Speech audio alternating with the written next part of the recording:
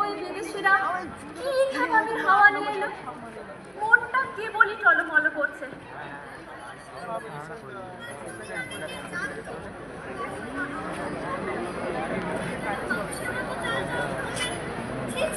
কি লজ্জা বলো তো ভাই, মানুষপনা এ যে অনাচার, এ কিন্তু শুরু করেছে তোমাদের ওই হরতল। আমাদের নামে নিন্দে রটিয়ে বেড়াচ্ছ, বলছো আমরা আচার খুইয়ে উঠবার বেলায় বসি, বসবার বেলায় উঠি। দোষ হয়েছে কি? ওই যে তোমার টুকটুক করছে রঙ্গিনী, সেই কোন রঙে? আর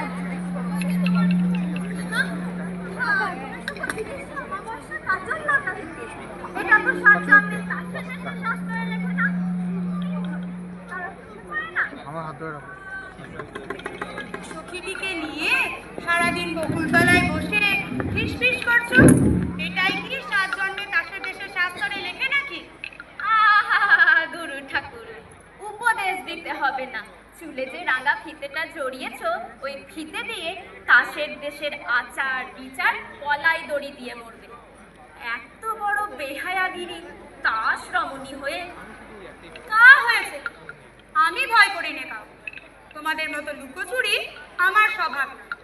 ওই যে তোমাদের দহলায় সেদিন আমাকে মানবী বলে টিটকারি দিতে এসেছে, আমি তাকে স্পষ্ট জবাব দিয়েছি, তোমাদের মতো তাসিনী হয়ে মরে থাকা। জানো তোমাকে যাতে ঠেলবে বলে কথা উঠেছে।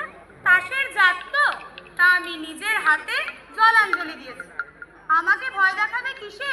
সর্বনাশ, এমন ধাষ্টমের কথা তো সাত জন্মে শুনিনি। উনি ঢাক পিটিয়ে মানবী হতে চলেছেন। চল ভাই টেক্কারানি, কে কোথা থেকে দেখে নেবে ওর সঙ্গে কথা বলছি, আমাদেরও শুদ্ধ মজাবে। হ্যাঁ হ্যাঁ, চল চল।